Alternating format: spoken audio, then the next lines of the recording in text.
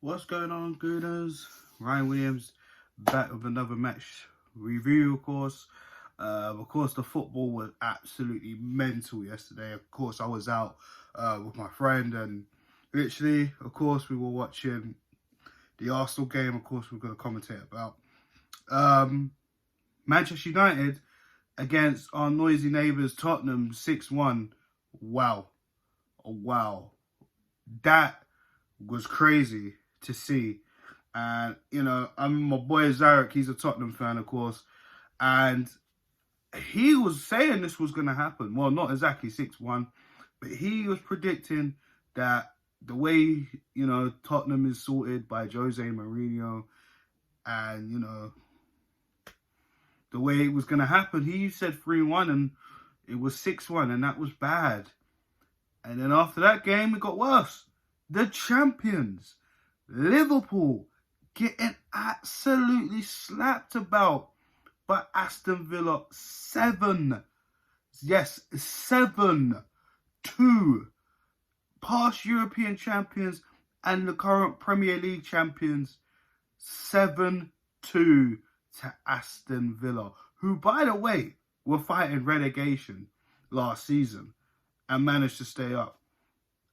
I mean, football is a funny old game, honestly.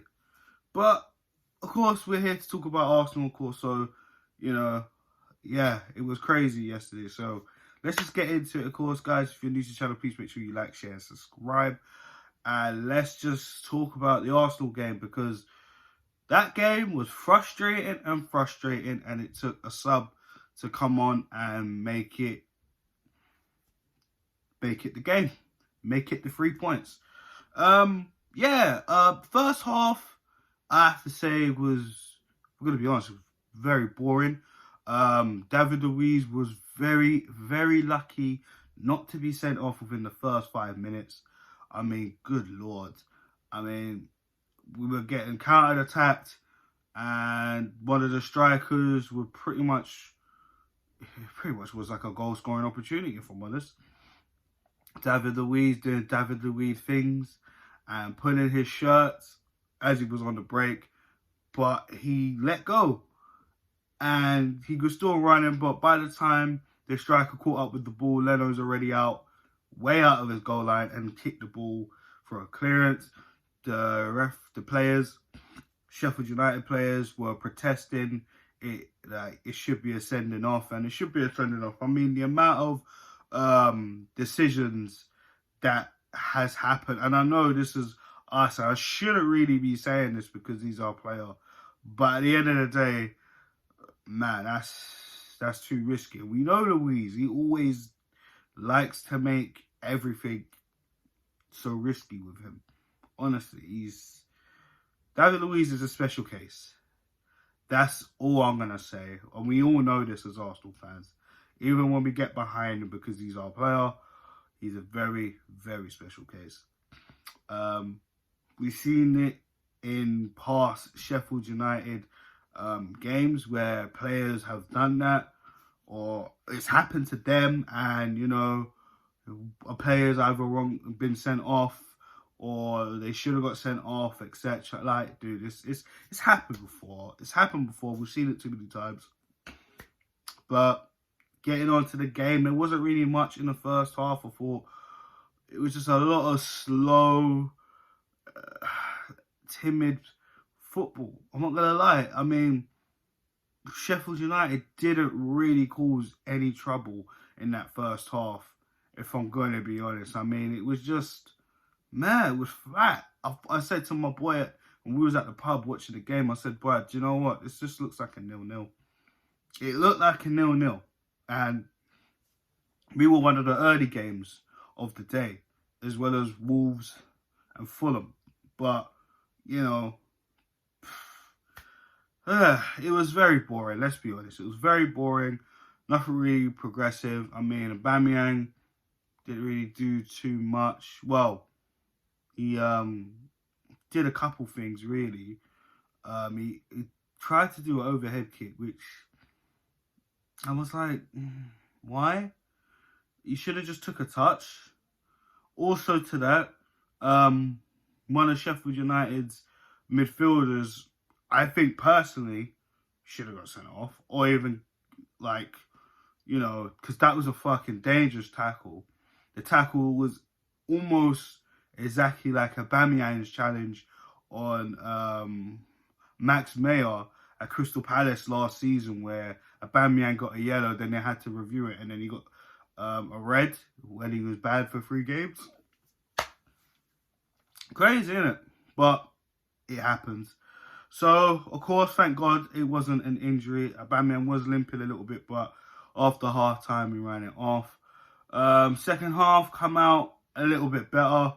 Still slow.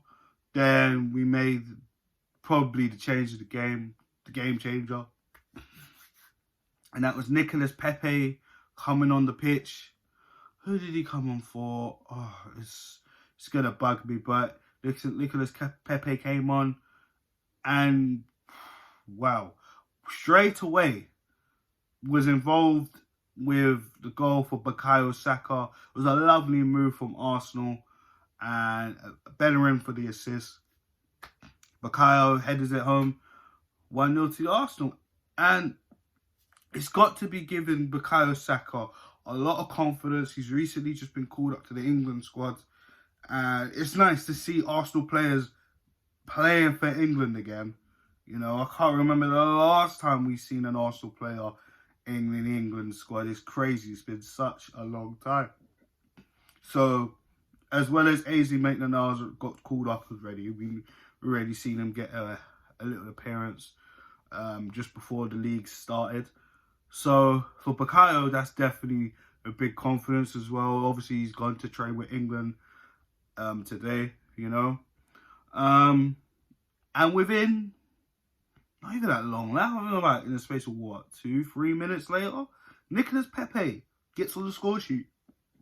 Now, I've been a big critic of Nicolas Pepe in a positive way, in a sense where, you know, not really positive, but it's positive in a way if you want to interpret it, sorry.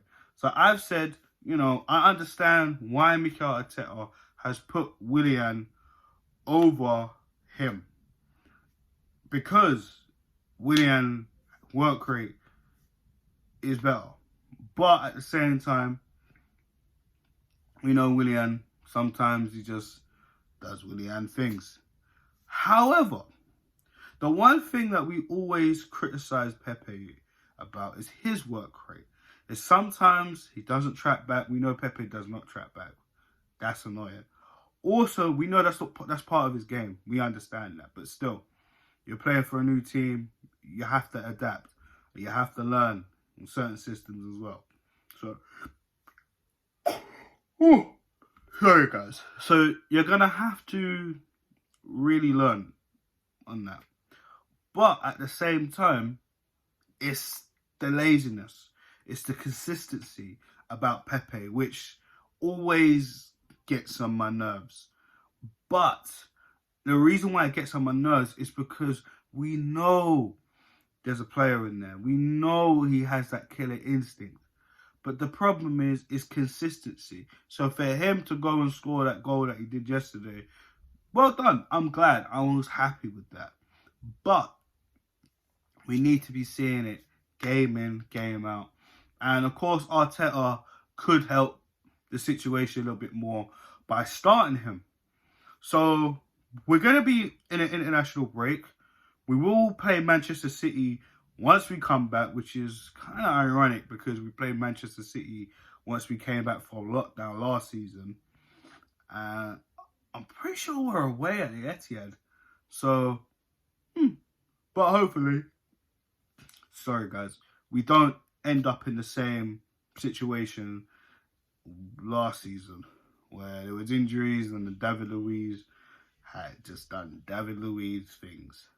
So anyways, we went 2-0 up. And then, you know, we were looking all right. Still a little bit faster. Still a bit slow, but a little bit faster. Willian dropped into the midfield. You know, it just looked a little bit more fluent. A little more. Notice Elneny dropped. It looked like he was playing right back at a point. And then Bellerin kind of went forward. It was was kind of weird. But at the same time, it was all right.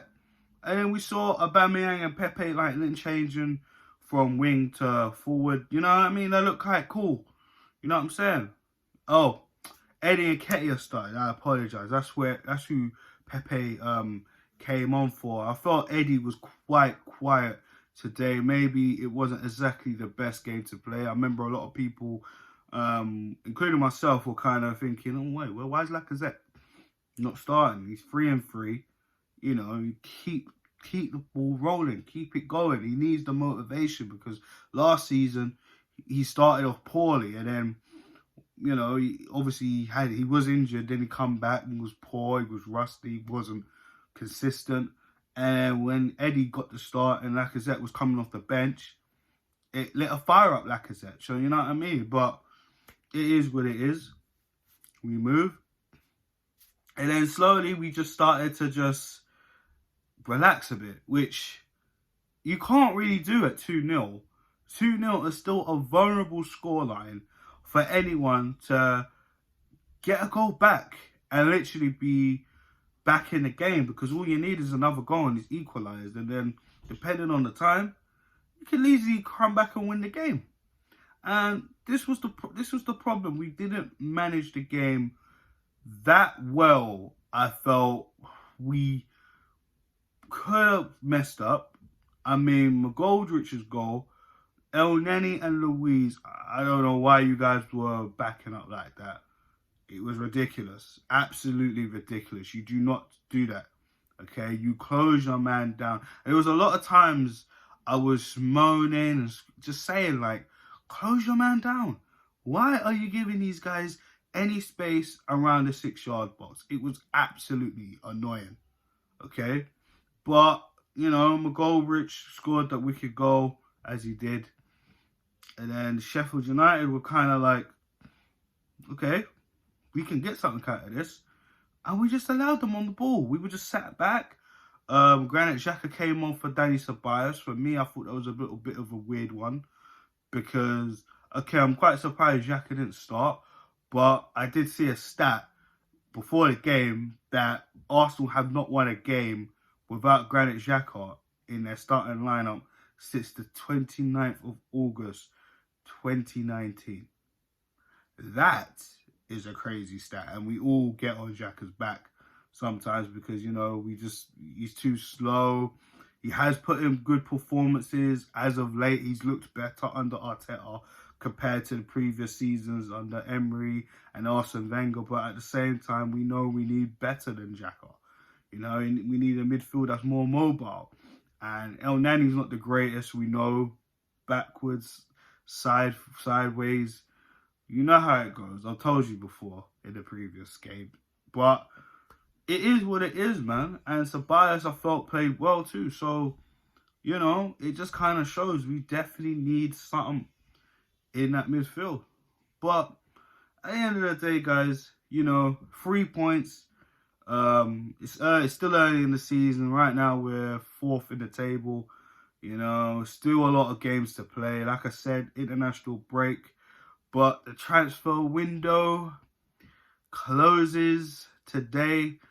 And I'm going to do a transfer window video in a little piece.